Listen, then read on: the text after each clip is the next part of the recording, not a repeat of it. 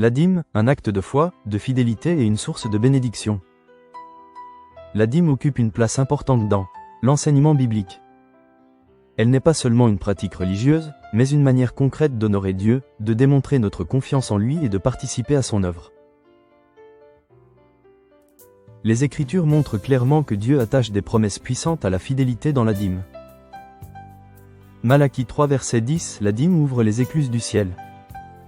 Apportez à la maison du trésor toutes les dîmes, afin qu'il y ait de la nourriture dans ma maison. Mettez-moi de la sorte à l'épreuve, dit l'Éternel des armées. Ce passage est l'un des plus directs et puissants de toute la Bible sur la dîme.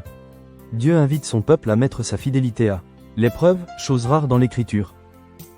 En apportant la dîme à la maison du trésor, le temple, ou aujourd'hui l'Église. Dieu promet d'ouvrir les cieux et de répandre des bénédictions abondantes, tant sur le plan matériel que spirituel. C'est une promesse divine de provision et de faveur.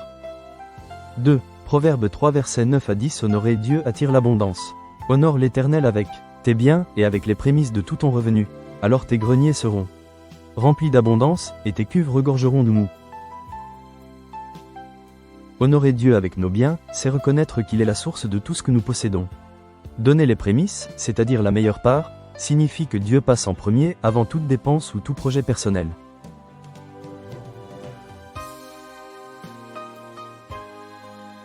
En retour, la promesse est claire, abondance, prospérité et provision suffisante pour chaque besoin.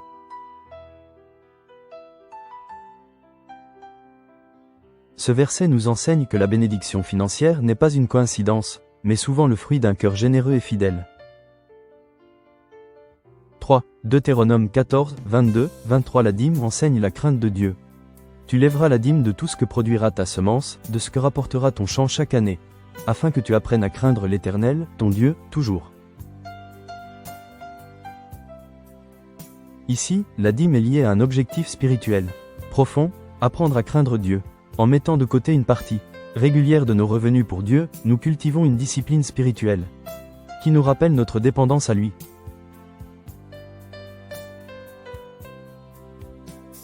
Donner la dîme nous pousse à vivre avec un cœur humble, à reconnaître que tout vient de Dieu et que nous lui devons tout. 4. Lévitique 27-30. La dîme est sacrée. Toute dîme de la terre, soit des récoltes de la terre, soit du fruit des arbres, appartient à l'Éternel, c'est une chose consacrée à l'Éternel.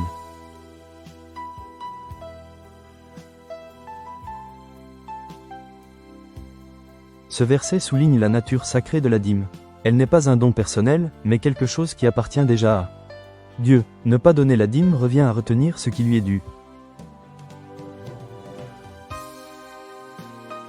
En la considérant comme consacrée, nous reconnaissons que la dîme est une part mise à part pour Dieu, destinée à son œuvre, à son peuple et à ses serviteurs.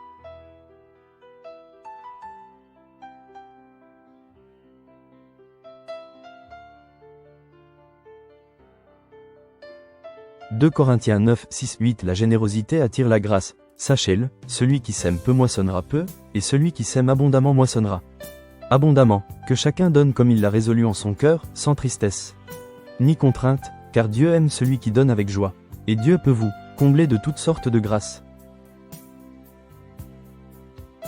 Même si ce texte parle plus généralement de l'offrande que de la dîme, il en souligne un principe universel, la loi spirituelle de la semence.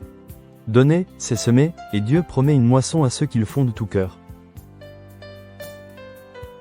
Il ne s'agit pas seulement de quantité, mais de l'attitude du cœur. Dieu aime un donateur joyeux, car cela reflète un cœur libre et confiant, et en retour, il comble de grâce, c'est-à-dire de ressources, d'opportunités et de bénédictions variées. Donner la dîme, ce n'est pas une perte, c'est un investissement spirituel, un acte d'adoration, et une clé pour expérimenter la fidélité de Dieu dans tous les domaines.